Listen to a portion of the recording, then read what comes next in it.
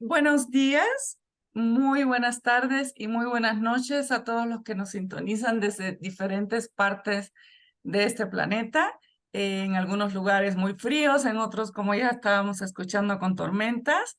Pues bienvenidos a esta tercera clase que promete ser interesantísima porque justo vamos a tratar el tema del gnosticismo, que como bien decía el profesor, es uno de los grandes cristianismos derrotados.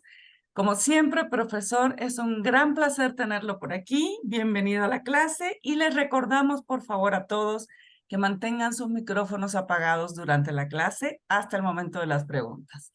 Adelante, profesor. Muchas gracias, Maylí, muchas gracias, queridas amigas, queridos amigos. Sí, ciertamente comentaba que es una clase que a mí me da miedo por lo difícil que es. Bueno, es difícil exagerar la importancia de la gnosis como movimiento, como atmósfera religiosa, que tuvo mucha vida en los siglos primero, segundo y tercero de la era cristiana, y su posible, probable, yo diría que real influencia en la teología del Nuevo Testamento, sea como aceptación de algunos de sus principios, bien sea como rechazo. Pues baste pensar que Pablo, en su primera epístola a los Corintios,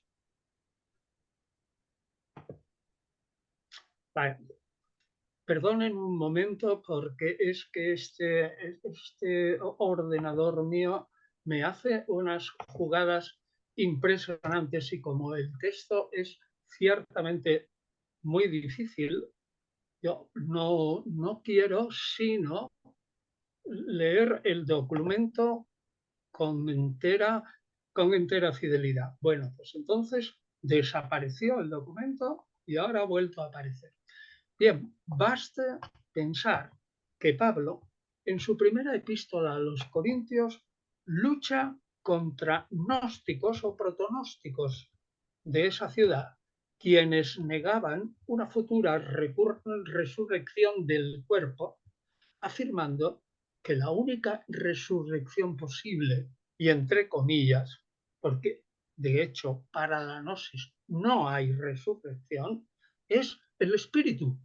Y en ese caso, como el espíritu es inmortal, ha tenido lugar ya. La epístola a los colosenses, compuesta por un discípulo de Pablo, presupone la existencia de una gnosis judeocristiana en el seno de una comunidad que se honraba con esa idea de que ellos daban culto al resto de unas ciertas potencias divinas que formaban la plenitud de la divinidad y lo llamaban los elementos del mundo, porque esas potencias controlaban el mundo. Y las epístolas pastorales, escritas por discípulos de Pablo de segunda generación y a las que caracterizan a los, o las que ellas más bien caracterizan a los gnósticos como enseñanzas totalmente erróneas.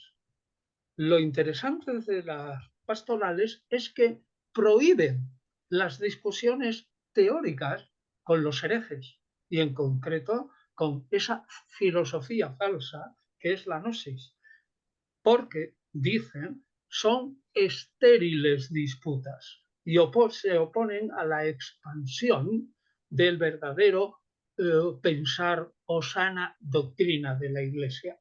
Y en el Apocalipsis, el autor, al principio, capítulo 2, lucha contra unos personajes nicolaitas, que en realidad sucesores o discípulos de Nicolás, que en realidad, como digo, no sabemos exactamente quiénes son, pero que afirmaban, según el autor del Apocalipsis, que ellos creían conocer las profundidades de Satanás. Es decir, interpretado probablemente desde el punto de vista gnóstico, ese Satanás era el demiurgo, hablaremos de esta persona, Yahvé, el agente divino creador del mundo, el segundo Dios, que se opone al Dios ultra trascendente y verdadero. Total, que podemos decir, es claro, podríamos hablar tendidamente sobre la influencia, pero también el cristianismo ¿eh? Empleó, a pesar de esta renuencia, una serie de conceptos gnósticos para expresar su propia teología. Bueno, pues como eso es así, pero no tenemos tiempo para desviarnos hacia la protonosis de Pablo o de Juan, que sería otro tema, tenemos que precisar o aclarar primero qué es exactamente gnosis. Bueno, pues como creo que ustedes saben, es un sustantivo griego derivado del verbo gignosko, reduplicado, raíz doble, pero que da en el castellano nosco, latino, conocer, y la gnosis es un conocimiento. No es ninguna religión, sino que es un conjunto de saberes, de ideas religiosas que luego toman cuerpo en diferentes religiones y cuyo núcleo esencial puede definirse y sintetizarse por lo siguiente. La gnosis es el conocimiento de misterios divinos reservados a gente especial, a una élite, en orden a la salvación de esa gente especial. La gnosis es una experiencia religiosa basada en una sabiduría que es revelada. Para que haya gnosis tiene que haber revelación. No a todos los gnósticos, pero sí al menos al maestro o cabeza del grupo. La gnosis no es un conocimiento, aunque ellos digan es el conocimiento por antonomasia, pero no es un conocimiento puramente intelectual, sino total, comprensivo, en un sentido especial. El sentido es que el conocimiento, la contemplación del objeto conocido, permitirá al que contempla el místico ser uno con ese objeto y en concreto con Dios. Ahora bien, como precisiona este concepto de gnosis, en el siglo XVIII, o sea, muy tardíamente, se acuñó el término gnosticismo. Gnosticismo designa los sistemas religiosos y en el ámbito nuestro del cristianismo, tanto judíos como cristianos, que a partir del siglo II produjeron una serie de escritos particulares que podían ser de dos clases, o internos para la secta, esotéricos, o externos como vehículo de propaganda, como todas las religiones. Por tanto, si la gnosis es un conjunto, un conocimiento de sentimientos religiosos, el gnosticismo será normalmente la plasmación por escrito, ya sea pública o secreta, de esos conocimientos.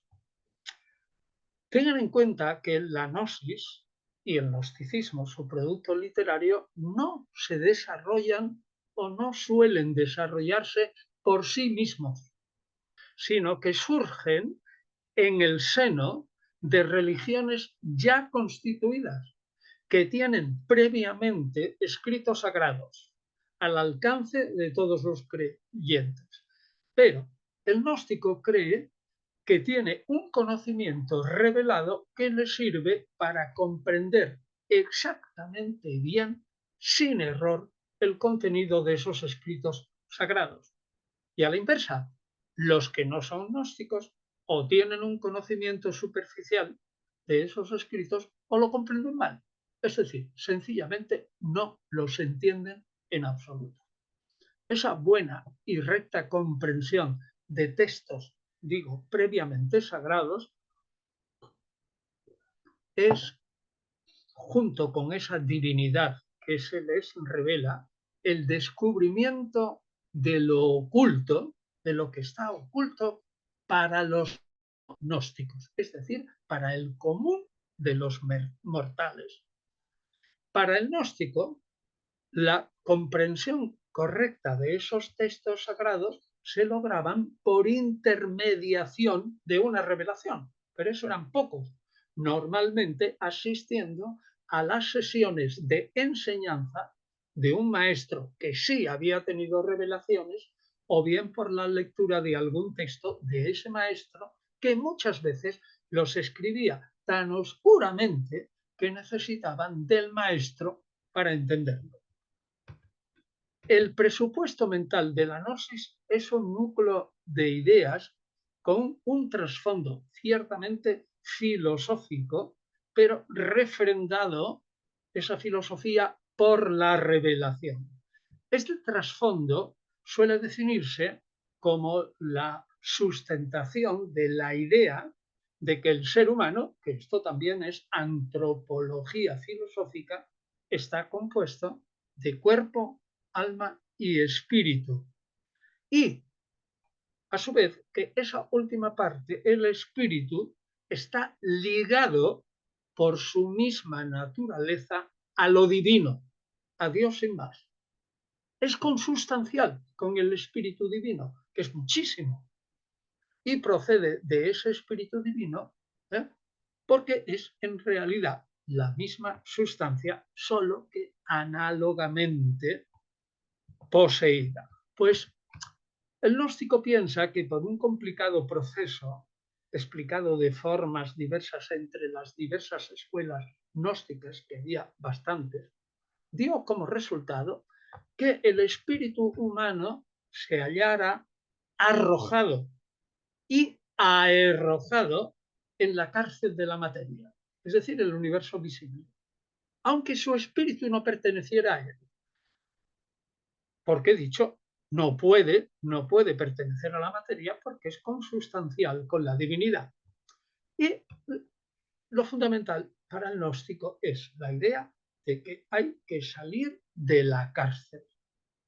Hay que huir de esa prisión, el mundo material. Hay que retornar a la divinidad de la que se procede. Así pues, la gnosis no buscó un ideal filosófico de conocimiento, sino un medio liberador de esta situación carcelaria de su espíritu. Y otra precisión, la gnosis no es una fe, tampoco. La fe es un conocimiento imperfecto para los gnósticos. La gnosis es un conocimiento perfecto, directo, escuchado por revelación, que lleva a la salvación. Por este motivo, la gnosis tiene como última intención contemplar, como dije, y ser uno con la divinidad, que es el objeto de ese conocimiento o gnosis. Si se apura más, la gnosis no pretende transmitir un sistema de ideas, aunque las ideas que transmita sean muy intelectuales y difíciles. No, lo que pretende es suscitar y fortalecer una conciencia que trasciende las coordenadas del espacio y del tiempo del mundo presente, del que intenta evadirse. Así pues, el objeto del conocimiento de la gnosis es Dios en sí mismo, nada menos, o todo lo que se deriva de él. Toda gnosis parte de la creencia firme en la existencia de un Dios que no hay que probar, absolutamente trascendente, que pasa mucho más allá del universo que puede contemplarse, existencia que ciertamente no necesita demostración ninguna, y hay que repetirlo 1000 veces. Así que, entendido de este modo, la gnosis nace de una cierta angustia que en muchas personas puede ser inherente a su pensamiento sobre su concreta situación humana. Una persona que posee una sensibilidad existencial a la hora de comprender las relaciones del ser humano con la divinidad. En general, se puede definir que la gnosis es una nostalgia, un anhelo, un deseo de volver a los orígenes. Procede de ese anhelo de alcanzar la unidad del ser y del conocer, del deseo de fundirse el hombre, se comprende, con el ser por antonomasia del que se cree proceder.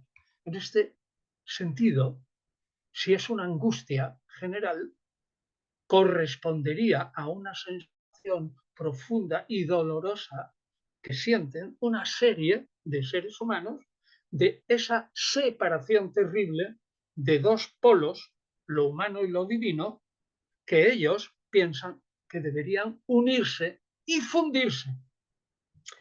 En el trasfondo de este deseo de conocimiento hay un modo o una estructura mental característica, y esa estructura es sencillamente platónica.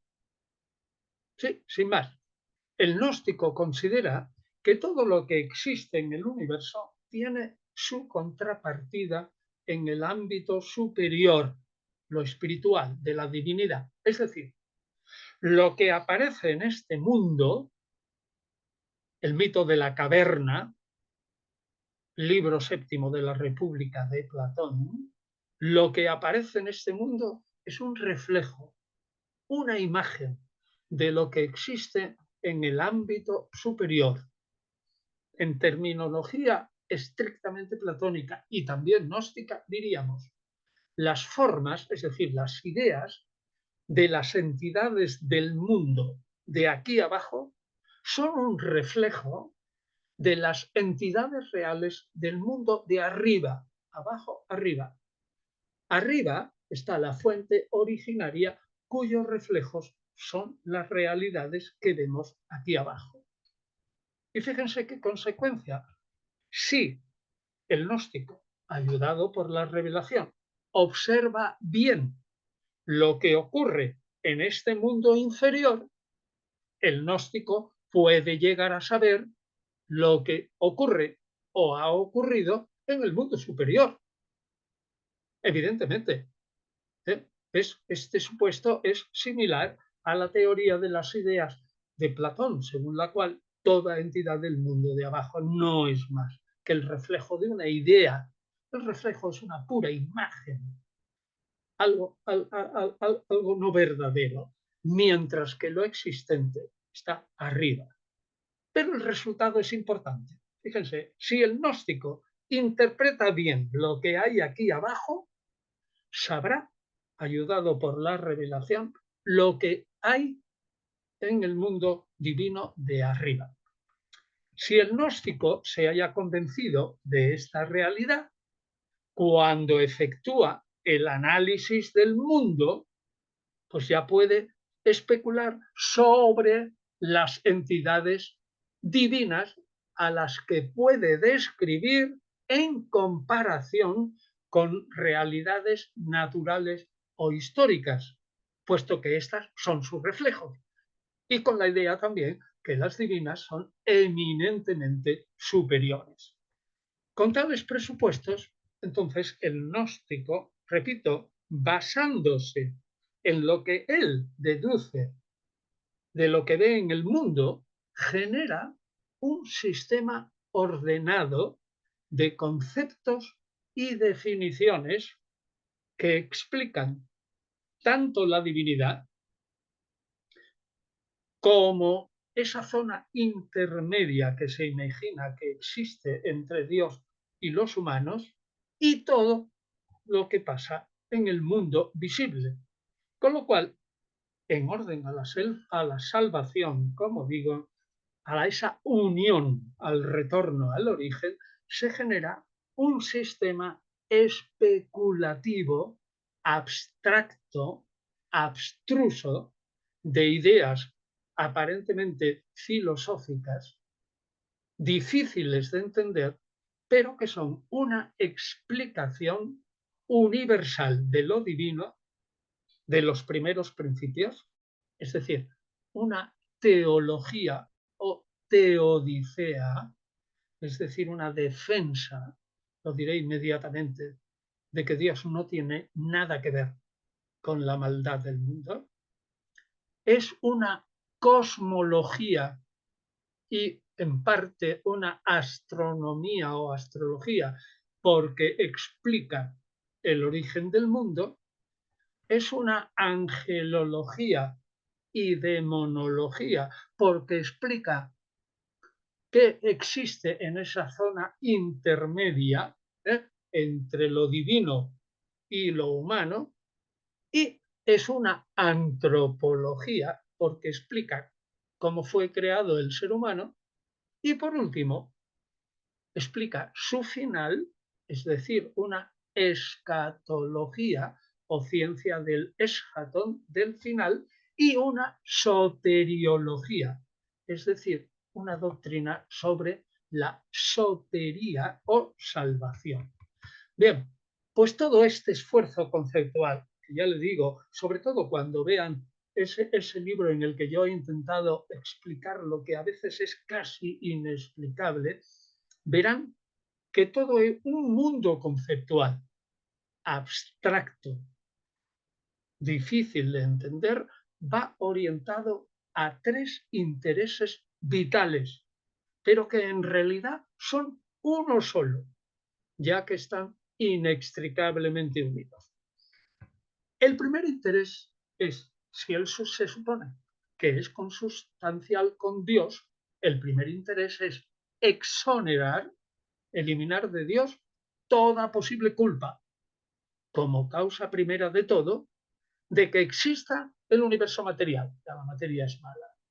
El cosmos completo en el que se inserta esa cárcel, así, material, donde está metido, ha arrojado el espíritu. Y lo peor de todo, que exonere a Dios de que Él, Dios, sea el causante del mal. ¿Cómo es posible, dice la Gnosis, que exista la maldad si todo procede, en último término, de un Dios único que es el bien? ¿Por qué el ser humano, si fue creado a imagen y semejanza de ese absoluto, lo dice el texto sagrado, está encarcelado en la materia, que es una entidad tan degradada que es el último escalón, el pésimo, el último, el más abajo del ser? Y por último, y en conjunto, ¿tiene Dios realmente la culpa de la existencia del mal?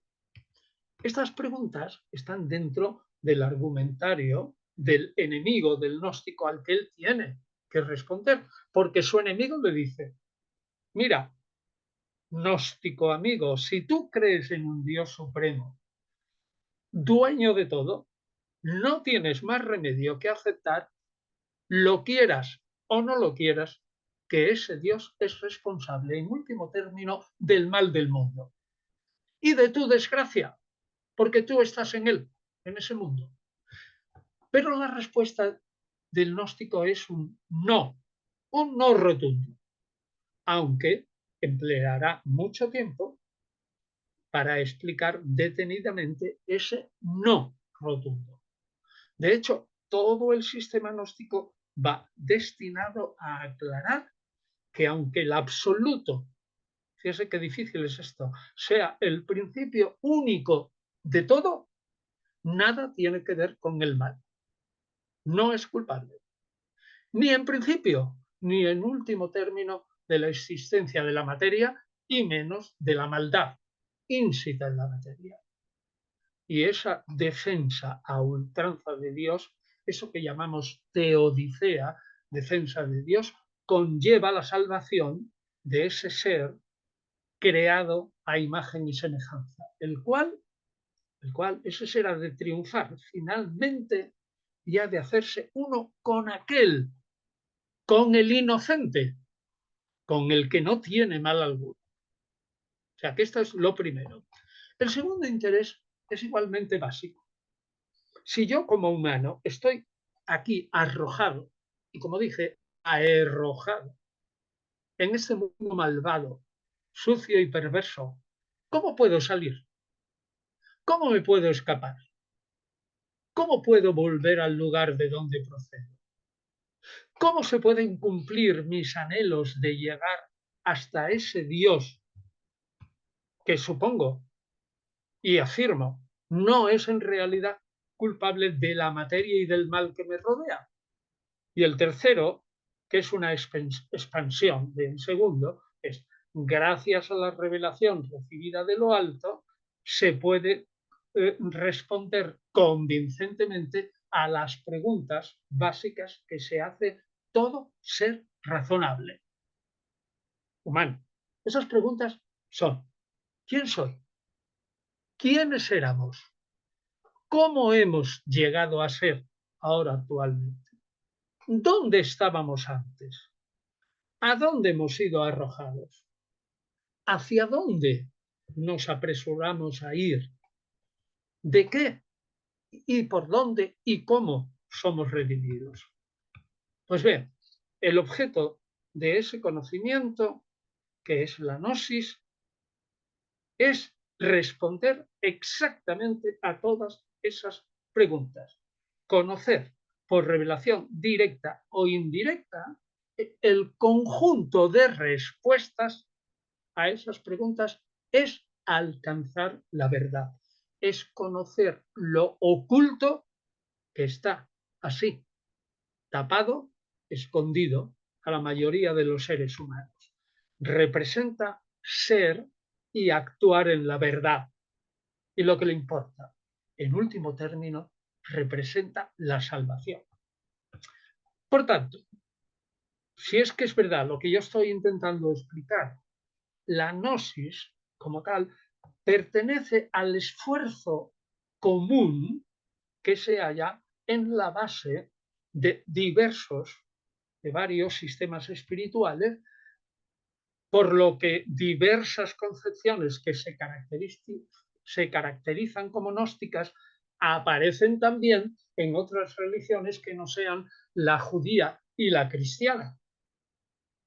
Tanto, por ejemplo, en el hinduismo o en el islam.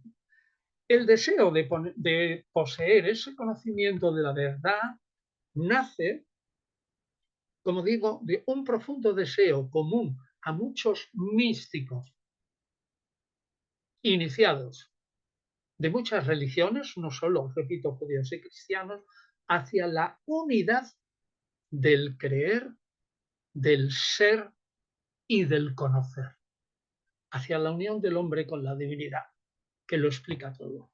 La gnosis, por tanto, o el deseo de poseerla, es, como digo, el fondo de un comportamiento religioso, para algunos elemental, que en algunas ocasiones, como pasa con el judaísmo y el cristianismo, este cristianismo derrotado, es, es la formación de un sistema filosófico religioso que, repito, filosófico religioso, que explique la profunda y dolorosa sensación que tienen ciertas personas de la separación de lo que yo decía antes, esos dos polos, Dios-hombre, que deben de estar unidos. La gnosis, que desembocará en los siglos segundo y tercero del judaísmo, de la época común, y del cristianismo, que es la que nos interesa como base para comprender algunas concepciones, como dije, del Nuevo Testamento, en los que no vamos a entrar, y del cristianismo en general, que resultaron ciertamente derrotados, se centra en las siguientes ideas fundamentales. Uno, y ahora empiezo a esa descripción de esa filosofía religiosa. Uno, Dios existe. Pero bueno, no necesito demostrarlo porque es evidente. Y existe también un mundo divino que rodea a Dios y que procede de ese Dios por emanación. Es decir, la gnosis afirma que Dios es uno, ojo a esto, pero a la vez es dual y complejo. Uno, pero dual. Es muy difícil saber lo que es. Y la única manera de describirlo es lo que se llama teología negativa, decir lo que no es.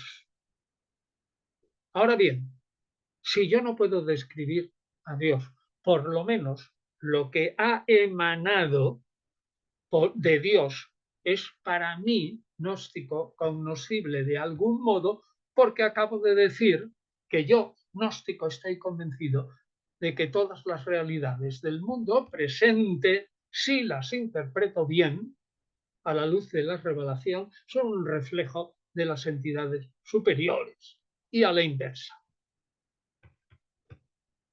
Antes de la creación del universo, dice el gnóstico, y ojo, hay muchas doctrinas, pero yo me voy a ceñir a la que creo más clara y la más potente de todas, que es el valentinismo o valentinianismo, discípulos de Valentín, un gnóstico alejandrino de mitad del siglo II. Antes de la creación del universo, ese Dios único, súper trascendente, del que no se puede decir nada, hay que afirmar que vivió consigo mismo durante infinitos siglos, en magna paz y soledad. Es decir, pensando en el Génesis, Dios desde la creación del mundo. Y con él, con ese Dios único, convivía también su pensamiento. Ese pensamiento es en femenino, ennoia. En griego es femenino, ennoia, o es silencio. Ese pensamiento es femenino. Por tanto, puede decirse que Dios súper trascendente es en realidad, como decía, doble, porque tiene su propio, como pareja, a su propio pensamiento, ennoia. Ten en cuenta que esta doctrina se escribe en griego y es básico que ennoia o silencio es femenino. Y eso significa ya una cosa muy importante para el gnóstico. Nada puede existir en el mundo que de alguna manera no sea una pareja. Fíjense qué cosa más increíble. Puede existir un andrógino, pero porque tiene dentro de sí la pareja ya. Es macho y hembra a la vez. Pero todo procede por parejas. Segunda idea. En un momento determinado, y digo momento por decir algo, ese ser trascendente pensó manifestarse y comunicarse hacia el exterior. No sabemos por qué. Plotino dice porque es una fuente con sobreabundancia de agua y no tiene más remedio que emanar. Y entonces se comunica hacia afuera. Y se comunica hacia afuera por su pensamiento. Su pensamiento que es femenino. Por lo tanto, tenemos padre, ennoia, pensamiento. ¿Y cómo se comunica? Padre y ennoia generan al hijo. El hijo es la palabra. Pero ojo, la palabra entendida de dos maneras. La palabra mirando hacia adentro, hacia el Padre y el Hijo, o la palabra mirando hacia afuera. Cuando la palabra mira hacia afuera, porque Dios, como digo, es una fuente que sobreabunda, forma ese Hijo una plenitud, en griego pleroma, una plenitud. Es decir, proyecta la divinidad de ese Dios uno trascendente y dual hacia afuera en un conjunto de entidades divinas. En el valentinismo son unas 30, pero en otros pueden ser infinitas o 365 como todos los días del año. Lo importante es que el Hijo proyecta a Dios hacia afuera y se forma Padre, Madre y además el Hijo y una corte celestial. La corte celestial es el pleroma, es decir, todo lo que rodea a ese Dios. Pues bien, Y en un momento, ¿eh? y en un momento antes del tiempo, en ese pleroma, plenitud, que está constituido, existe realmente, pero que le falta todavía conocer más plenamente a la divinidad. Es una cosa curiosa. Esa corte divina se constituye primero en cuanto a la naturaleza y luego Dios le concede la gnosis, es decir, el conocimiento pleno de sí mismo. Pues bien, en ese momento, entre estar constituido por naturaleza, pero cuando aún no se posee el conocimiento pleno, en ese mundo o corte celestial hay una entidad, la más joven, digamos, que por cierto se llama sabiduría y es femenino, se le ocurre que ella tiene que conocer plenamente a quien le ha creado, por decirlo así. Pero pretende llegar justo a ese conocimiento ella sola. Y además sin su pareja. Repito, lo hace ella sola. Bueno, pues eso es un pecado y una falta. Repito, intentar conocer a Dios sin su pareja y antes de tiempo. Dirán, parece inconcebible que un individuo, una entidad divina, antes del tiempo pueda pecar, pero los gnósticos lo creen así. Ese deseo de sabiduría, si se hubiera producido de acuerdo totalmente con la voluntad del Padre Creador, pues sería bueno. Pero como se formuló antes de tiempo y además sin su pareja, es malo, es una pasión. Ahora bien, dice el gnóstico, si no se hubiera producido un error dentro de la misma divinidad, no habría habido ninguna manera de que hubiera surgido un universo material que está fuera de la divinidad. Ojo, tiene que proceder de la divinidad, es un ser divino el que se equivoca, el que peca, pero su producto ya no tiene que ser divino, sino que tiene que estar fuera de lo divino.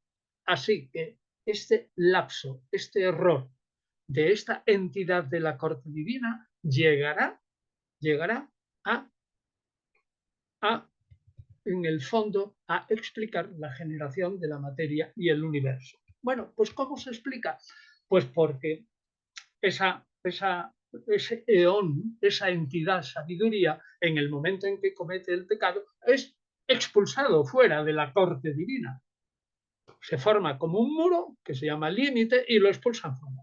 Ahora bien, esa entidad es divina y como es divina y es hembra, es femenina, pues resulta que no queda inerte y lo que genera es una especie fuera de la entidad divina, es una especie de sustancia informe y espesa, de la cual, por un proceso que trataré de explicar, pero que es muy difícil, pues surgirá el universo.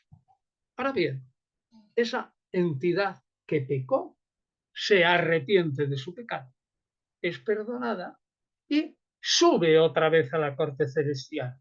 Pero, bueno, y entonces ahí aparece el Salvador. Todo el pleroma dice hay que salvar a esta entidad nuestra, esta hermana nuestra que pecó, y crean otra entidad que es el Salvador, la cual viene, la recoge y la lleva otra vez al pleroma. Pero ocurre una cosa, queda fuera esa sustancia espesa. Y entonces Dios, el Dios único, expresamente crea otra entidad que es como una valla o un límite que separa lo superior celeste de ese aborto informe espeso que es la materia generada por sabiduría fuera de la corte celestial o pleroma. Es decir, que nos encontramos con que está Dios, Padre, Madre, Hijo, la corte divina, error de sabiduría, expulsión de la corte divina, reintegro en la corte divina, pero fuera queda una sustancia que es amorfa, oscura, pero que es divina. Total, que entonces lo curioso, aquí ya no me voy a detener, que esa sustancia o amorfa, etcétera, que queda fuera, se va transformando propiamente en una suerte de hija, sí, hija tal cual, hija, sí, sabiduría, es ese eón que peco, que es femenino, ese aborto producido fuera de la corte celestial o pleroma, es su hija. Y esa hija quedará fuera del pleroma porque límite, esa valla, no le deja entrar allí. ¿Por qué? Porque es el producto de un aborto que se produjo dentro de, o sea, fuera, dentro de la materia, fuera de la corte celestial. Total, resulta que ese aborto que se transforma en una hija de sabiduría, no puedo explicarlo, pero ocurre que en un complicado proceso, al transformarse en hija, la podemos llamar, y así lo hacen en todos los conjuntos gnósticos, le llaman sabiduría inferior o hija. Y entonces lo primero que hace es crearse alguien que le ayude a manejar los restos de esa materia informe que hay ahí. Eso que se produjo por esa pasión de su madre. Ese ser que crea esa sabiduría inferior se llama el demiurgo. Demiurgo es un artesano. Y resulta que está creado por sabiduría inferior. Y resulta que ese es el encargado por sabiduría inferior de dar cuerpo a esa sustancia amorfa que estaba ahí rondando y que quedaba fuera de la producción. Entonces tenemos que ese demiurgo está muy alejado ya, fíjense, muy alejado ya del Dios Supremo.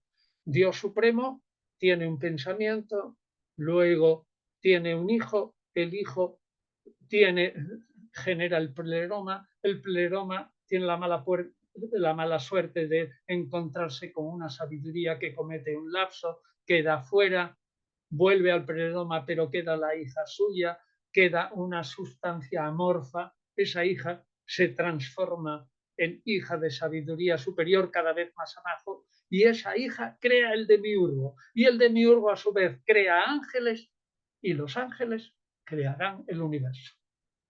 ¿Se dan cuenta?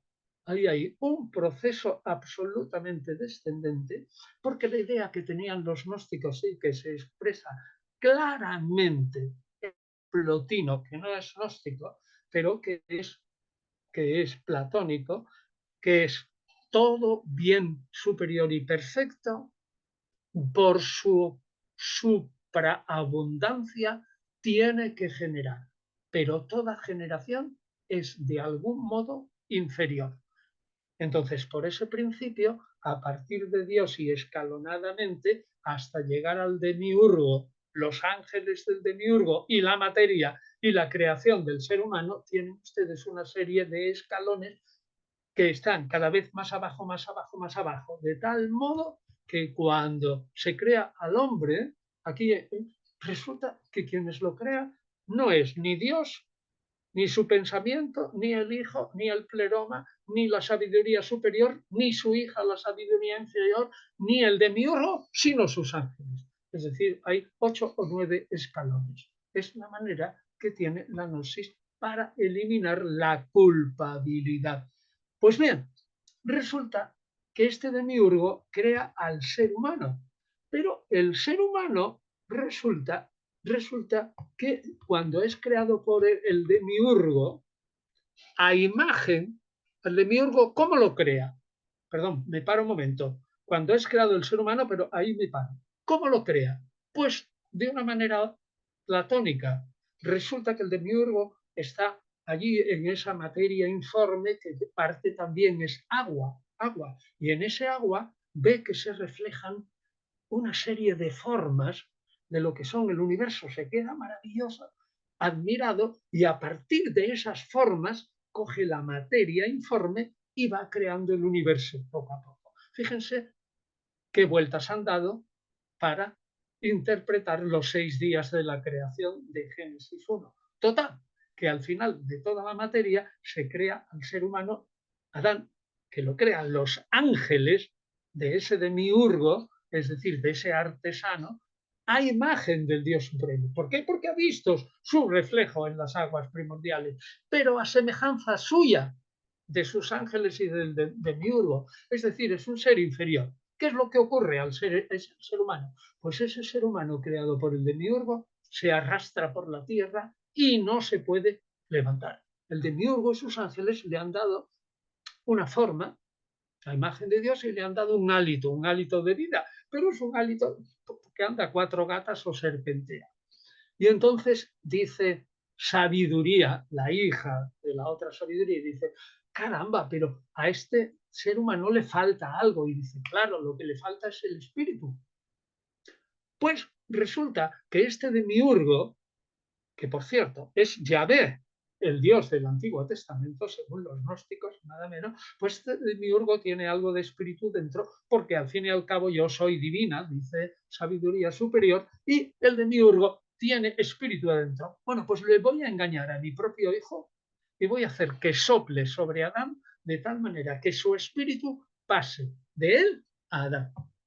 Dicho y hecho, Sabiduría engaña a su hijo, el demiurgo sopla sobre Adán y resulta que Adán se levanta y anda. ¿Por qué? Porque además de tener cuerpo y alma inferior con la cual serpenteaba, ahora tiene espíritu y es un ser humano. Tiene espíritu.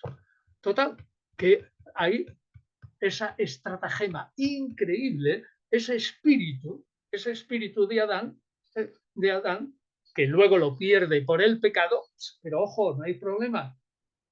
Del mismo modo que Sabiduría pecó, se arrepintió, vino un Salvador y la llevó otra vez a la corte celestial, este Adán y los demás humanos que tengan el espíritu, que no son todos, no sabemos por qué, unos cuantos elegidos, resulta que entonces también serán perdonados. ¿Por qué? Porque ya fue perdonada Sabiduría, pues también será perdonado el ser humano que tenga espíritu. En ese momento en que el demiurgo insufla sobre Adán su hálito, él queda desprovisto del espíritu y entonces Adán está ya a imagen de Dios, que es su cuerpo, y el espíritu a semejanza de Dios. Entonces Adán es creado a imagen y semejanza de la divinidad, pero por un escalón descendente de seres que son 8 o 9 entidades cada vez más abajo.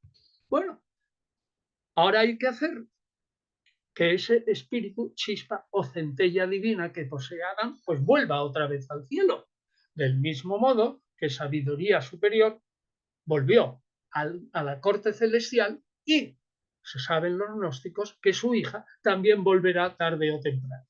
Bueno, pues entonces resulta que ahí se encuentra el demiurgo, cae en la cuenta de lo que ha pasado y se hace enemigo del hombre. ¿Por qué? Porque ha perdido el espíritu. Resulta que el hombre es superior a él. ¿Y qué es lo que hace el demiurgo? Tenga en cuenta que solo se ha creado a Adán. Pues lo que hace es crear a Eva de la costilla de Adán. ¿Con qué?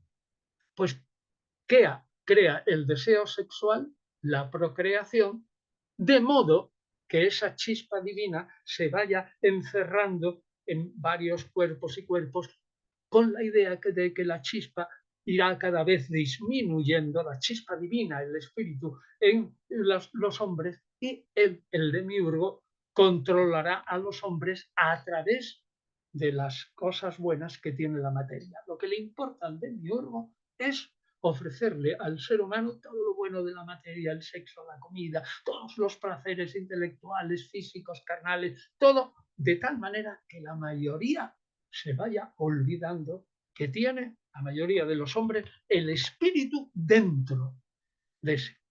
Bueno, pues, pero resulta, y hasta aquí no he dicho nada, porque la gnosis no lo explica bien. Lo cierto es que a pesar de lo que yo he hablado de la creación de Adán,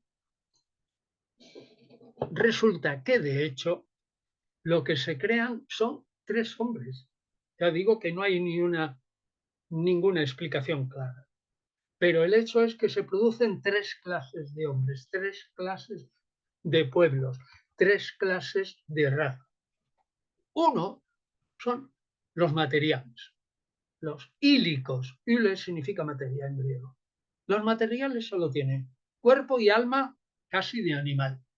Esos nunca se salvarán. Una segunda clase que tiene cuerpo y alma de animal y un alma superior, pero le falta el espíritu. Esos son los que tienen alma y se llaman psíquicos, porque psique en griego, la psique es alma. Y hay una tercera raza que es descendiente de Adán, pero sobre todo de un hijo especial que tiene Adán, que es Set. Set, S-E-T, resulta que genera a unos que tienen cuerpo, alma brutal de animales, alma superior de hombre y espíritu, que es lo que le da la posibilidad de tener gnosis o conocimiento. Total, que entonces resulta que estas 3 clases de individuos están destinados a lo largo del mundo y hasta que se acabe el mundo a 3 suertes distintas de salvación. Una, el material no se salva, pero tampoco va al infierno. Aunque haya debajo de la materia algún fuego, el material no va al infierno, no existe el infierno. Simplemente el hombre es aniquilado por completo, lo mismo que al final del universo, que será aniquilado por completo. Otros, los que son psíquicos, los que tienen esa alma a medio superior, pero les falta el espíritu, esos pues irán a una zona intermedia que está debajo de la corte celestial. Pero no entran en la corte celestial. Y allí, pues como los pobres tienen una mente inferior, bueno, pues allí estarán contentos y quedarán allí. Y saben lo curioso, que este demiurgo, que es Yahvé, se arrepiente al final de todo lo que ha hecho, no en todos los sistemas gnósticos, pero sí en algunos, se arrepiente, es perdonado, sus ángeles que tanto habían fastidiado a los seres humanos son perdonados también y van a ese lugar que se llama el lugar de en medio, que está debajo de la corte divina, y allí pues serán felices para siempre con una felicidad, bueno, pues suficiente, pero como no caen en la cuenta de nada, bueno, pues son felices. Y la tercera clase, que son los gnósticos, esos que tienen espíritu, cuando llegue el momento final, resulta que en ese momento final, como se han ido congregando a lo largo de los siglos una serie de espíritus gnósticos, pues se han ido congregando en esa sede intermedia debajo de la corte divina, y allí están esperando. Cuando llegue el número, o sea, se cumpla el número de los elegidos, pensado por el Padre, en ese momento se acabará el mundo, totalmente. Y entonces, esos espirituales que están en la sede del medio, junto con la hija de sabiduría, juntos atraviesan finalmente esa valla que les separaba del mundo superior y entran en el pleroma. Y al entrar en el pleroma, allí son felices. Y dirán ustedes, ¿y qué es lo que pasa allí? Pues mire, no he dicho que, pero es importante, no he dicho que el espíritu que tiene el ser humano en la tierra, que son unos pocos y que no se explica nunca por qué son poquísimos, pero son pocos, ya sean hombres o mujeres, el espíritu que tienen es imperfecto. ¿Por qué? Porque están en la tierra, abrumados por la materia, por los placeres de la materia. Entonces, ese espíritu, cuando lleguen a la corte celestial arriba, que es imperfecto femenino, se unirá a su contrapartida masculina, que es un ángel, que le está esperando en la corte celestial para que se forme la pareja perfecta. Ya digo, el gnóstico que sea hombre y mujer es igual. Su espíritu ha perdido ya el sexo simplemente es un espíritu imperfecto. Sube, como digo, finalmente a la corte celestial y allí se forma la pareja, porque todo funciona por parejas. La corte celestial también está formada por parejas. Pues resulta que allí se forma la pareja del ser, del espíritu, con los ángeles que están allí esperando y serán felices por siempre, pues por siempre, jamás. Y entonces resulta que lo único que nos queda saber es que lo mismo, fíjese, el paralelismo arriba abajo, lo mismo que a sabiduría, la pecadora, la que cometió el error en la corte divina, se le envió un Salvador, a los gnósticos que están en la tierra y que pueden estar dormidos, embriagados, ebrios por la materia, se le envía un Salvador. ¿Y cuál es ese Salvador? Pues el último gnóstico descendiente de Set, es decir, Jesús, el Salvador. Ahí, en ese Jesús, se mete dentro un espíritu divino y ese Salvador lo único que hace es decirle a los gnósticos, atención, tenéis dentro el espíritu. Ese espíritu es una centella divina, es una chispa divina, pero está adormecida, está ebria en la materia. Despojaos de todo lo material, totalmente renunciad a todo y caed en la cuenta que lo que os importa es que ese espíritu que tenéis dentro vaya otra vez a unirse al espíritu celestial. Además, que sepáis que allá en la corte celestial os espera un ángel que será el espíritu masculino que se unirá a vuestro espíritu femenino. Digo, ya sea hombre o mujer, da igual. Total, que entonces ese Salvador, a pesar que el demiurgo se enfada con él y lo crucifica, eso antes de arrepentirse, porque se arrepiente cuando ya se va acercando al final. Total, que lo que ocurre es que el demiurgo pues queda derrotado totalmente y toda la vida del gnóstico consistirá en profundizar en esa sabiduría que ha venido a traer el Salvador. ¿Y dónde está esa sabiduría? Pues en las escrituras sí se entienden bien. Sobre todo el Génesis, si se entienden a la manera de Platón, y dentro del Nuevo Testamento, sobre todo Pablo y el Evangelio de Juan.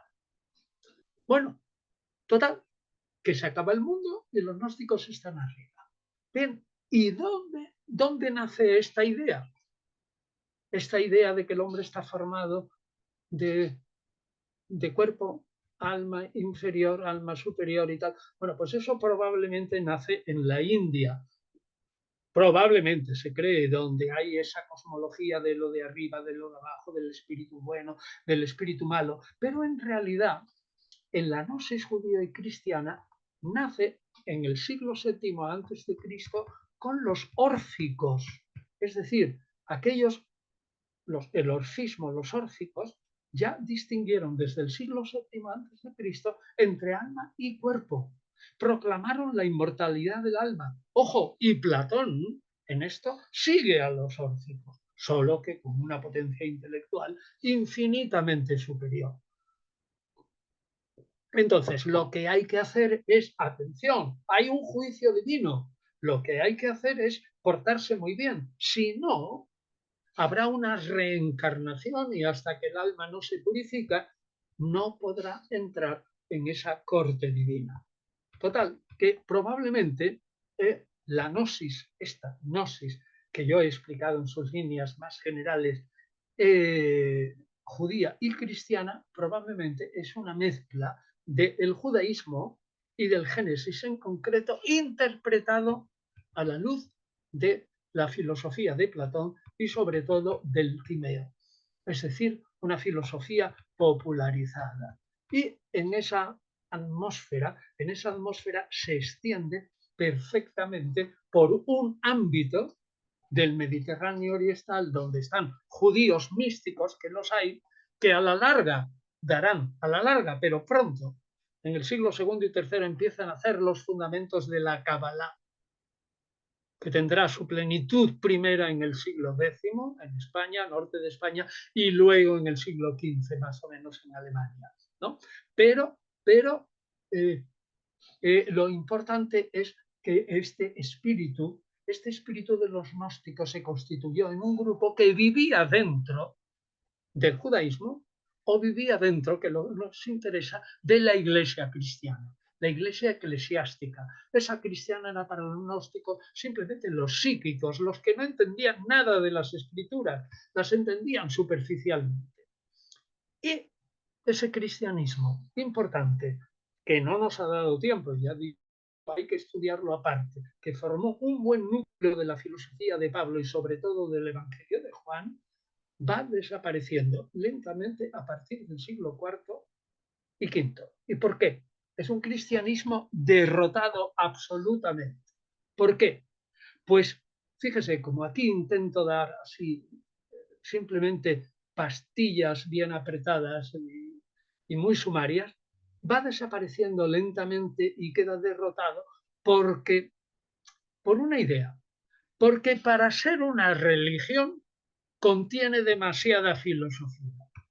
Y para ser una filosofía contiene demasiada teología o religión. Y por eso ese cristianismo queda derrotado. Pero atención, no desaparece nunca, nunca, no desaparece jamás. Por la sencilla razón de que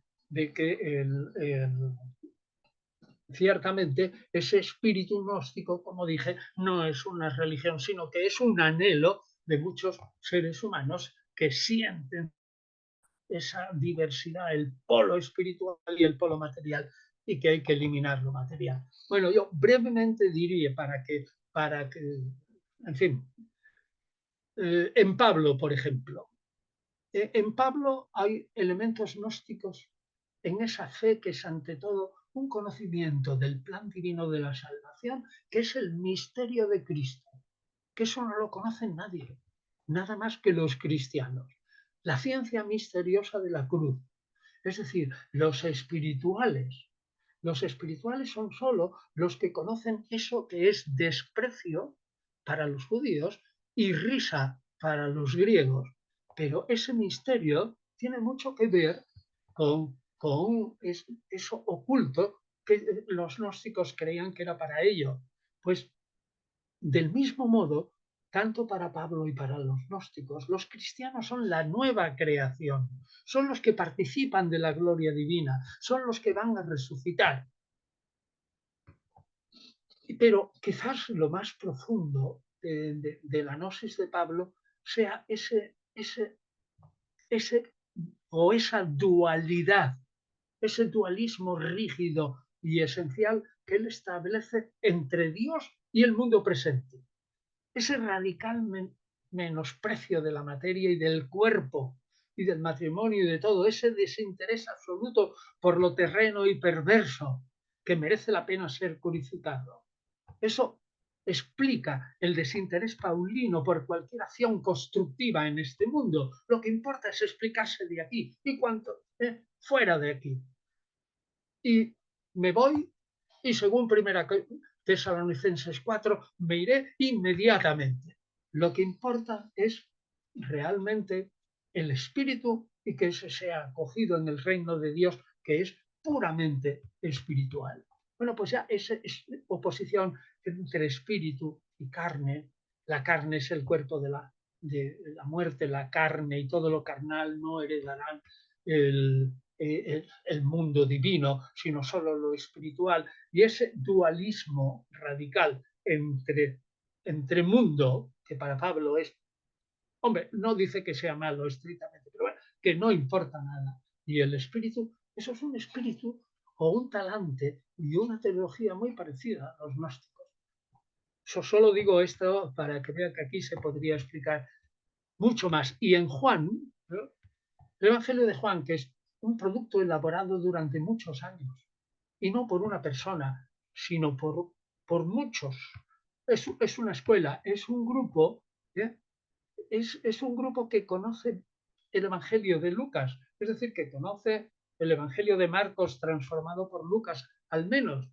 Y resulta que ese grupo que llamémosle es la escuela joánica, la escuela de Juan, lo que dicen es propiamente esto, lo cual es lo mismo que los gnósticos. Dice, los evangelistas, Marcos, Mateo y Lucas, esos que han escrito antes, esos no han presentado nada más que a un Jesús superficial, carnal. Yo, ese grupo joánico, os presento al Jesús verdadero, el gnóstico, el profundo. Ahí está, en el Evangelio de Juan. Y ahí está esa dualidad a ultranza entre luz y tinieblas, entre verdad y mentira, entre arriba y abajo. El Salvador que es preexistente y que viene siempre al mundo durante el mundo, lo único que hay, y que revela y luego desaparece. Y hasta que llega el fin del mundo, le envía a otro espíritu, que es el Paráclito, para que le consuele. Pues bien, ahí lo importante es que el Evangelio de Juan no tiene una teología de la cruz como Pablo, sino lo que tiene es, al menos en el capítulo 5 y en todo el conjunto del Evangelio, una teología en la que verdaderamente la salvación viene no tanto por el sacrificio de la cruz, sino por el conocimiento que aporta el revelador Jesús. Una fe que se debe percibir no en esa aparición terrena del Jesús de Marcos, de Mateo y de Lucas, no, sino en ese Jesús fantástico del Evangelio de Juan. Y los judíos, pues esos son los mundanos, los ílicos. Y los del Evangelio de Marcos, Mateo y Lucas, pues son los psíquicos. Pero nosotros, los joánicos, somos los verdaderamente espirituales y los que entendemos esa revelación del Salvador. Bueno, es decir, ahí hay una protonosis clarísima que realmente no puedo exponer aquí, pero cuyo fondo encaja perfectamente en ese ambiente. Yo no digo que sea gnóstico como Valentín, ni como otros gnósticos, ¿no? No, o Basílides o Carpócrates, no, pero sí que es protonóstico y está en un ambiente que encaja perfectamente en lo que yo he descrito como gnosis. Pues bien, hago la síntesis de esta clase para que se nos queden las ideas siguientes, que serán más o menos una decena. La primera, la gnosis nace en el siglo II y es un cristianismo derrotado sobre todo a partir del siglo V, porque es o demasiado filosófico o demasiado teológico para los gustos de algunos. Pero es muy importante considerarla porque parte del Nuevo Testamento, sobre todo Pablo y Juan, ya sea por aceptación de ideas gnósticas, ya sea por su rechazo, por ejemplo, Juan rechaza la idea de que Jesús no tenga un cuerpo como cualquier otro, pues resulta que es importante estudiar la gnosis porque forma parte, aunque sea un cristianismo derrotado, del Nuevo Testamento. Dos, la gnosis es la expresión de una religiosidad elemental. El hombre tiene una parte espiritual que no se corresponde con la brutalidad de la materia.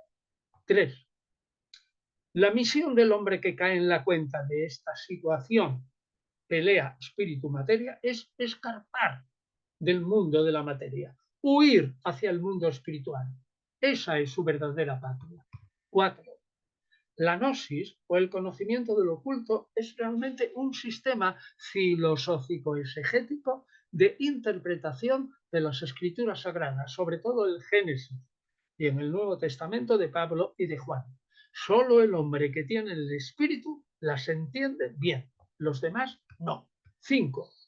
El origen del universo y del ser humano procede de la divinidad, pero por una suerte de fallo, error o lapso dentro de la divinidad misma, en la corte celestial y antes del tiempo.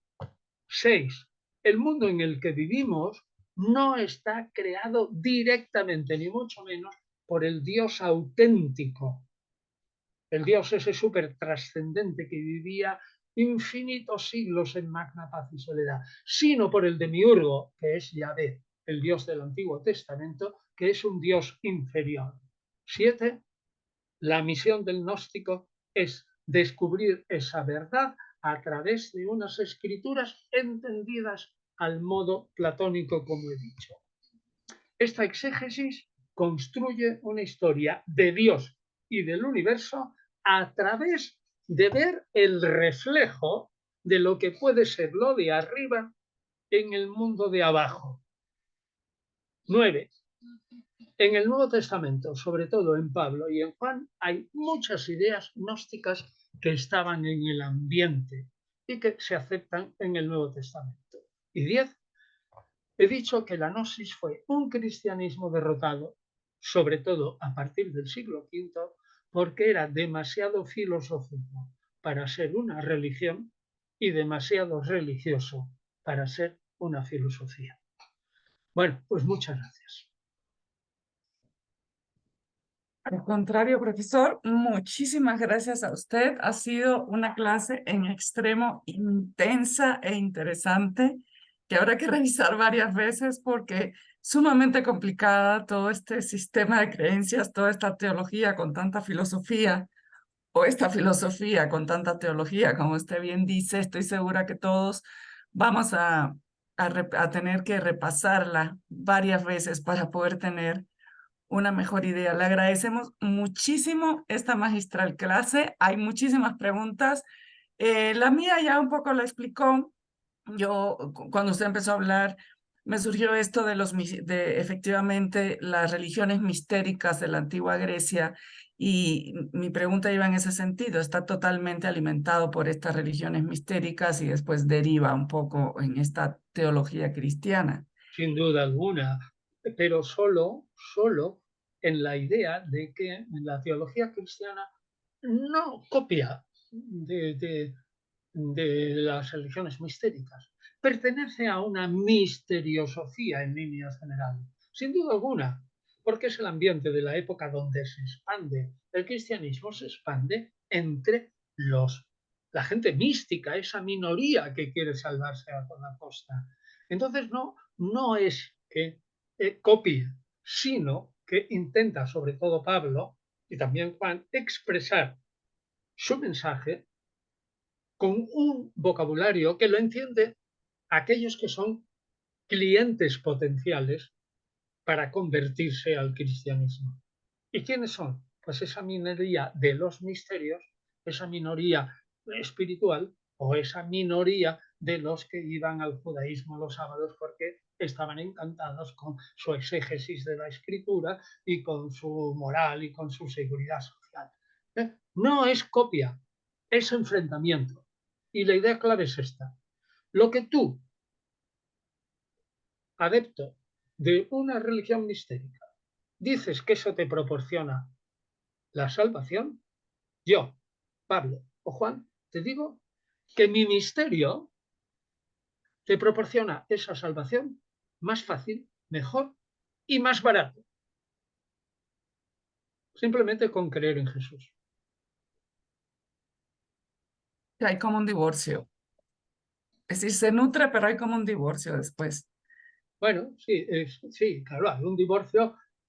Yo tampoco diría. Hay una oposición radical. Es que no llega al matrimonio, ¿no? Porque dice, no. A mí no me interesas tú, oh religión mistérica. Yo soy la verdadera religión mistérica. Es decir, lo que yo te ofrezco es muy superior a lo que. En realidad no llegan a casarse, sino que una intenta derrotar a la otra. Okay. Muchas gracias, profesor. Eh, Tenemos muchísimas preguntas y les recordamos a todos, por favor, una sola pregunta por persona para que puedan participar la mayor cantidad de estudiantes posibles. Adelante, Juan Eric. ¿Qué tal? ¿Qué tal? Buenas. A ver, Yo voy más o menos por la línea de Maylin, ¿no? Que tiene que ver con lo mistérico. Pero mi pregunta tiene que ver con una palabra que abordó, que yo tenía esa duda desde antes, pero la abordó bastante, pero de todas formas se la planteo. Tiene que ver con la palabra pleroma, y la idea de completud, ¿no? Que también puede encontrarse en el misticismo ya desde Filón o el hebreo, ¿no? Del Tikkun, pero él lo maneja en griego, ¿no? También y el Timeo, ¿no? O que incluso está 17 veces en el Nuevo Testamento, en lugares como Colosenses 2:9, Claro, etcétera, que es esta palabra de pleroma, ¿no? pues sí. Entonces mi pregunta es, ¿pleroma tendría alguna conexión con el hebreo Tikkun? Pues eso es posible. En realidad, la idea de una corte celestial como tal, ¿eh? O plenitud de la divinidad, eso existe. Existe en el mundo cananeo. Y los hebreos son cananeos. Y el hebreo, la religión hebrea de Elohim y Yahvé, es una fusión de él y Yahvé, ¿eh? Y también rasgos y características de Baal, solo que la corte celestial es abajada por los hebreos a los ángeles. Es decir, la corte celestial existe, pero en vez de ser dioses son ángeles y por lo tanto son servidores. Entonces, claro que tiene que ver. Esa plenitud de la divinidad ya existe desde el mundo cananeo, toda, y existe. Zeus tiene también su corte celestial. En casi todas las religiones politeístas hay una suerte de divinidad superpotente y otra serie de divinidades secundarias, ¿no? Bueno, pues eso es lo mismo que se da en la gnosis. ¿Y por qué? Pues porque se ve que todo hombre muy fuerte también tiene alrededor de sí un, una serie de satélites, lo que en el mundo romano sería el potente y sus clientes, o lo que es en una nación, la nación potente y sus satélites alrededor. Es decir, que eso, la gnosis lo único que hace es trasladar al ámbito religioso lo que observa que es una estructura que existe en el mundo. ¿Me explico? Sí, El sí, plano lo he reducido, es decir, he dicho que sí tiene que ver, porque al final, al cabo, el mundo hebreo, la teología hebrea es una teología depuradísima, pero mezclada de lo que es mitos, los que son los mitos y leyendas de Canaán, porque ellos son cananeos. Muchas gracias, profesor. Adelante, Kevin Pizarro, por favor. Hola, profesor. Y bueno, pues escuchando su clase, me vino ahora mismo cuando dice que el demiurgo, o Yahvé, o bueno, quien haya sido, dice que se vio en el mar, en el agua, y vio arriba. Es que, perdón que diga esto, pero oh, me recordó mucho uy, vale, me recordó mucho, como decimos en España, un chapuzas. O sea, hizo la tierra y a los hombres, o sea, a sus ángeles como un chapuzas. Lo hizo como más o menos podía. Es como decir, mira, él nos creó y nos creó mal encima. Porque si el verdadero, de arriba, como dicen los gnósticos, nos hubiera creado, nos hubiera hecho perfectos. No sé, no sé, me llamó la atención. Es como el demiurgo, como tenerlo como una especie de, perdón la palabra, medio que no sabe hacer su trabajo. Eso, profesor. Gracias. Bueno, pues ciertamente, en la gnosis el demiurgo es celoso, necio y no hace bien su trabajo. Pero, le digo, de acuerdo, si usted aceptara que el gen religioso, como decía Burker, y yo lo cito muchas veces, Walter Burker, ¿no? Desde hace 70.000 años se ha insertado en la especie del Homo sapiens, y dado que nosotros, nuestra mente es limitada a la hora de expresar esas relaciones entre el ser humano y Dios, no es nada extraño que entre esas otras religiones aparezcan concepciones semejantes, aunque haya kilómetros y miles de kilómetros y abismos y mares por en medio. Es decir, claro, eso es una interpretación de la religión muy agnóstica, si quieres, muy superficial, muy filológica, muy terrenal, pero es así. A usted le ha recordado eso, pero a otros les recordaría otra cosa, porque la manera que tiene para expresar o la creación del ser humano o lo que sea es limitada. Usted tiene una capacidad limitada para contar cuentos. Eso ya está archiestudiado.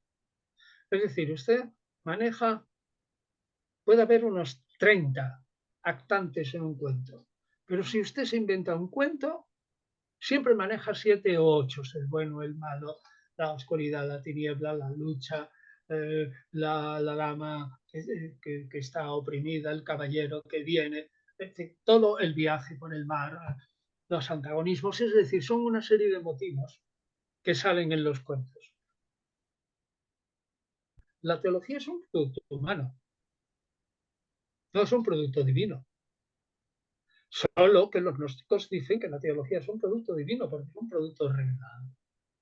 Pero bueno, allá ellos, yo ahí ya no me meto, solo expongo lo que son las ideas. De todos modos, Maylin y todos amigos y todo esto, ya tendré ocasión por medio de las redes y todo eso, anunciar cuándo sale, me imagino que a lo largo del 2024, esa especie de compañero que se llama Gnosis, conocimiento de lo oculto, una explicación de la gnosis judía y cristiana a partir de los textos pues, que saldrá en Trota, pues ya lo pondré en la... que ese libro, que no va a ser muy gordo, servirá de ayuda para comprender la gnosis. Y al comprender la gnosis se comprenderán también estructuras míticas, pero típicas, que salen en otras partes místicas, fíjese, típicas, míticas, místicas en otras religiones. Pero ese libro será un libro difícil porque, claro, hay que abordar esa filosofía, ¿no? Pero está intentado que sea claro lo más claro posible. Así que Muchas ahí gracias. hay que esperar. Pero lo anunciaré porque es una cosa que me ha llevado mucho tiempo y, por lo tanto, el escritor quiere que su libro se lea. Aquel que diga, no, yo escribo tonterías. El escritor escribe para vender sus libros, para que la gente los lea. Y el que diga que eso no es verdad es un bellaco, miente como un bellaco. Todos queremos que nos lean, aunque sea una carta, o que nos lean nuestras ideas, que nos dejen hablar en una reunión. Pues sí. Muchas gracias, profesor. Estaremos muy pendientes de la salida de su libro. Rebeca, Pero adelante. eso tardará meses, Maylin, tardará meses. Con las cosas de palacio van despacio. Y la rueda de las prensas tienen sus ritmos y van también despacio. Y hay muchos libros a la cola para entrar en la red. Pues estaremos muy pendientes, muy pendientes. Adelante, Rebeca, por favor. Buenas noches, profesor. Bueno, en parte usted ya respondió mi pregunta. Cuando usted empezó a explicar la filosofía de la Gnosis, me venía a la mente, o sea, como que iba haciendo conjeturas sobre la influencia de esta sobre la Cábala. Sí. Y era esa, o sea, usted me la respondió. En este caso quiero preguntarle qué tanta influencia tuvo en el surgir de la gnosis. Sí, la gnosis estrictamente judía. Verá, lo que pasa es que la divinización de Jesús, y esto lo he explicado creo que bastantes veces, que ya toma carta plena de naturaleza a principios del siglo II, aterroriza a los místicos judíos.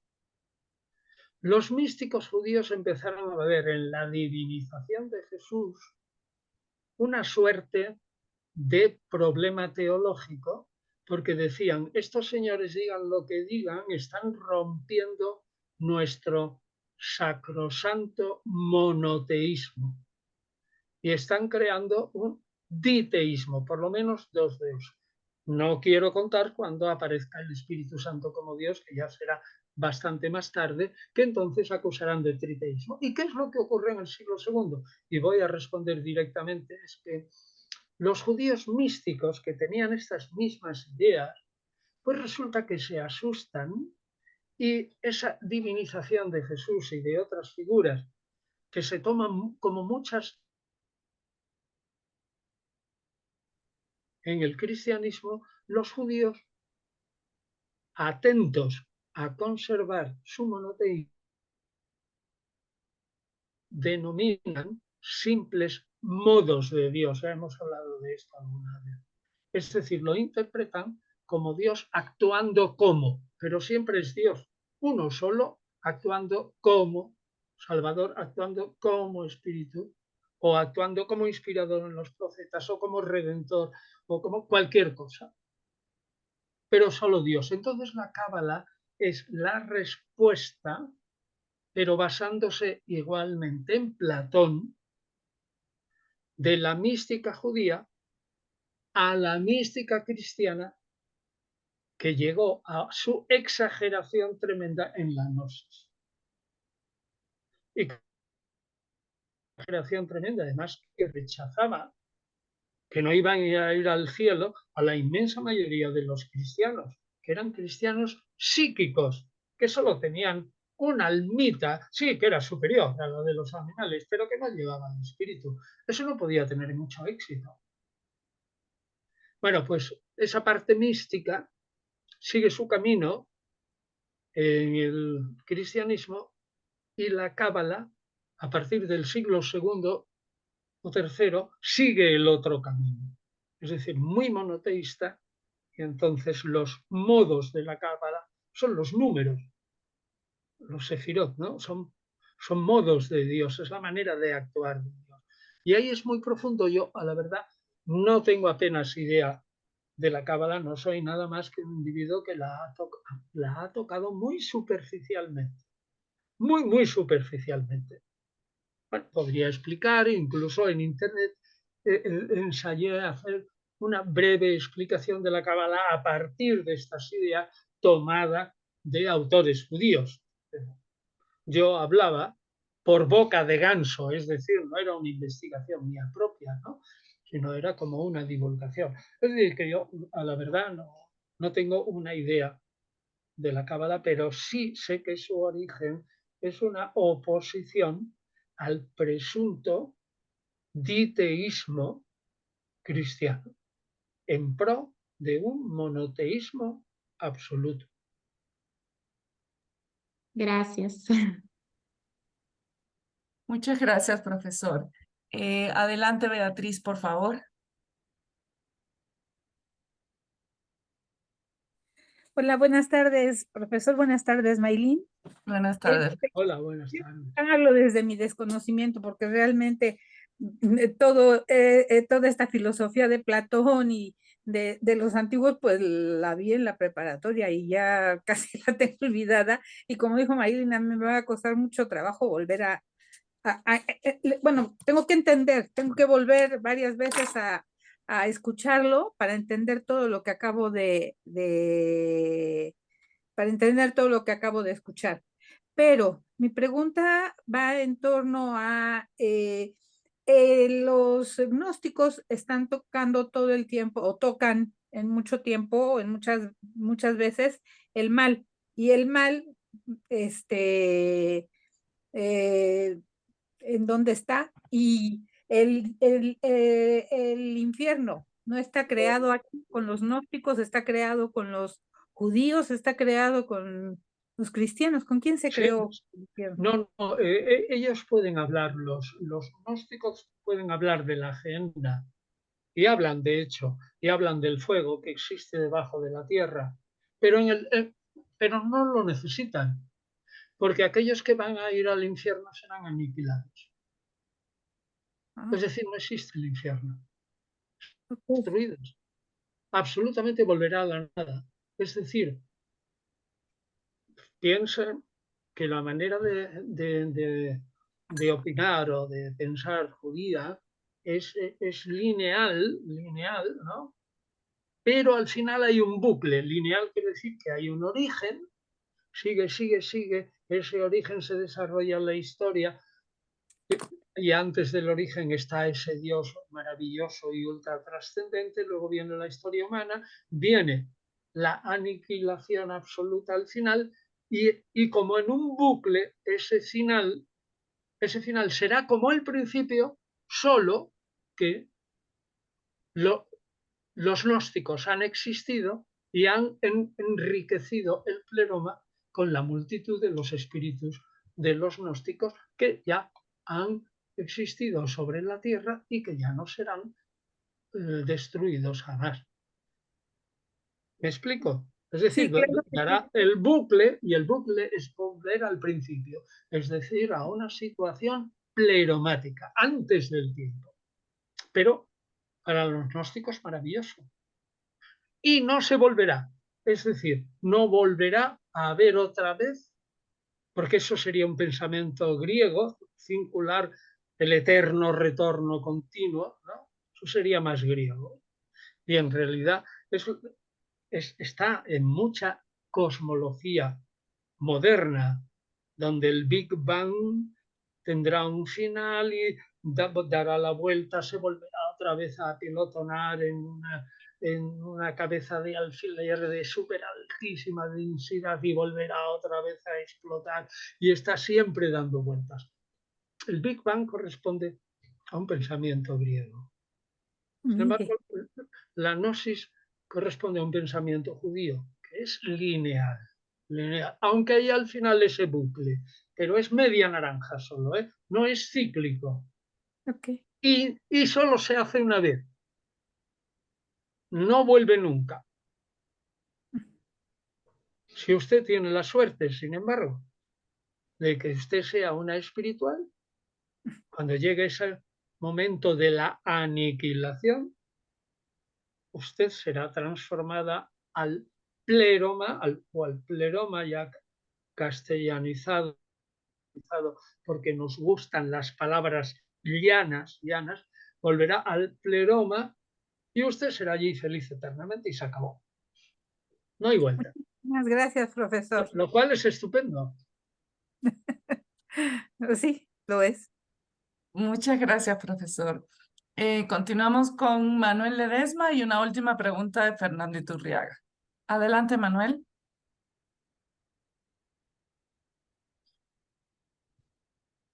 No te escuchas. ¿Necesitas prender el micrófono, me parece?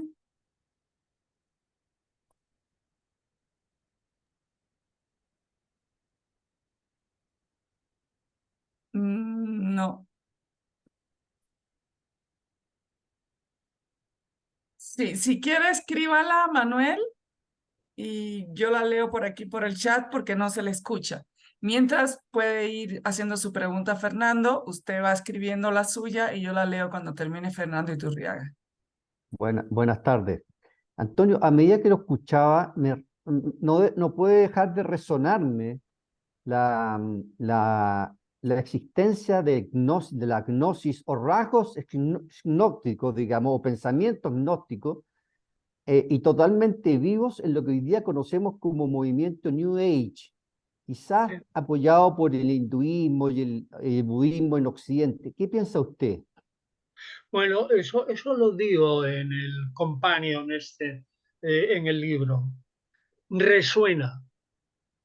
Pero el movimiento New Age, tal como yo lo conozco, o la teosofía y todas esas cosas, son movimientos mucho más evolucionados. Es decir, tienen un fondo común, como es lógico, que yo lo he expresado al principio. Es un Sí, fondo existencial común, ¿no? Pero yo indico, ahora, la New Age, cuando empiezas a desmenuzar su filosofía, como han pasado 20 siglos, se parece como un rábano a una castaña, ¿no? En las ideas concretas. Ahora, el sí. ambiente es el mismo y la ideología de fondo, eso existen dos polos, eso existe un dualismo, hay que salir de aquí, hay que reunirse y todas esas ideas, pues ciertamente son así, ¿no? Entonces, por eso he dicho que la gnosis no es una religión, es una atmósfera, es una serie de sensibilidades también. Solo que en el mundo judío y en el mundo cristiano, sobre todo, se transformó en gnosticismo, es decir, nos ha dejado un legado de tratados gnósticos. No es mucho, pero es suficiente. Lo tenemos todo en español, ¿eh? En los libros de los gnósticos pequeñitos del profesor Montserrat, de clásicos griegos, que se puede ver en internet, ¿no?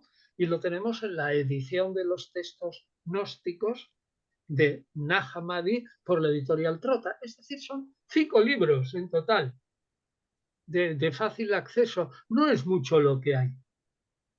Pero para el inicio del cristianismo es una cantidad de fuentes muy notable, ¿eh? Muy notable. Ahora bien, les repito, no soy tampoco ningún experto en New Age, pero creo que mi libro ayudará el futuro cuando salga New Age para ver qué cosas hay semejantes y cuáles son profundamente semejantes. Creo que por eso interesará el libro este, ¿no? Porque intentará explicar muy bien lo que es la gnosis. En todos sus escondrijos pequeñitos, ¿eh? Son difíciles. Ok, gracias. Muchas gracias, profesor. Manuel me comentaba que ya tenía su micrófono abierto. Sí, ¿me escuchan ya? Sí, Sí, sí, te lo oigo, sí. escuchamos. Qué bien, excelente. Un gusto, profesor, y muchas gracias por su exposición. La pregunta es la siguiente. ¿Ve usted en algún momento un Jesús gnóstico desde el momento en que en pasajes como cuando él enuncia la parábola del sembrador, separa a sus apóstoles para darle la explicación porque están dentro del reino, mientras que a otros los deja fuera para que viendo no vean y oyendo no oigan ni entiendan? Y que eso nos llevaría después, por ejemplo, a una situación como el Pistisofía, que es otra cosa donde se concilia el pensar que no hay una resurrección en gnosticismo, cuando el Pistisofía es Jesús hablando con sus cercanos, sus apóstoles, durante 11 años después de la resurrección. Si pudiera aclararme esto, se lo agradezco. Sí, sí, y en la ascensión de Isaías también. Son 585 días. Y en el Epistis eso, pues eso, 11 años. Ciertamente en el libro lo pongo, en el libro sobre la gnosis. Pero bueno, vamos a ver, el texto 4, Marcos 4, 10, 12, que usted ha apuntado, ha dado 1000 quebraderos de cabeza, porque ciertamente presenta a un Jesús que hasta cierto punto sería, sin tener nada de esta filosofía platónica, en absoluto nada, porque lo único que el Jesús histórico, en mi opinión de historiador, creo, o más o menos pienso que es así, en mi opinión de historiador, está alimentado prácticamente solo de ideas que él cree que son profundamente judías, pero que ya provienen también del pensamiento griego y del hinduismo a través de los siglos y filtrado. Ahora bien, lo que yo veo ahí es un Jesús hasta cierto punto como predeterminista, que le pasa también a Pablo, ¿no? Que es lo mismo que le pasa a los gnósticos. Si usted se fija en ese detalle, yo solo tendría que decirle, bueno, pues en ese aspecto coincide Jesús con la gnosis. Y sobre todo, es muy difícil de explicar, ¿eh? Porque si el Jesús histórico ya es un individuo que no predica a los paganos, que ha venido solo a las ovejas de Israel, que realmente es exclusivista solo para el pueblo de Israel, y si encima ese Jesús, según Marcos 10:12, se reserva la explicación de las parábolas para un grupo pequeño, es un Jesús sumamente exclusivista, ¿no? como historiador tengo que admitirlo. Y en ese aspecto se parece a la gnosis. Pero como le digo, el resto de la filosofía gnóstica y platónica está muy lejos de un pensamiento judío de Jesús histórico relativamente elemental y formado prácticamente con ideas judías cuyo trasfondo está todo o bien en la Biblia hebrea, el trasfondo inmediato, o bien en los apócrifos del Antiguo Testamento, o bien en la literatura judía del Segundo Templo, como Qumran o por ahí. Es decir, es algo muy, muy judío. Que tenga concomitancias en esto con los gnósticos, pues tiene usted toda la razón. Es así. Ahora, eso les fastidia mucho a muchos exegetas confesionales. Hombre, porque presenta a un Jesús un tanto exclusivista. Pero el historiador lo trata y no emite más el juicio que él, la palabra que ha escogido, exclusivista, pero no se lanza a establecer si ese exclusivismo es moralmente bueno o deleznable. Ahí ya no entra el historiador, ya cada uno. Muchas Muy bien, gracias, muchas gracias. profesor.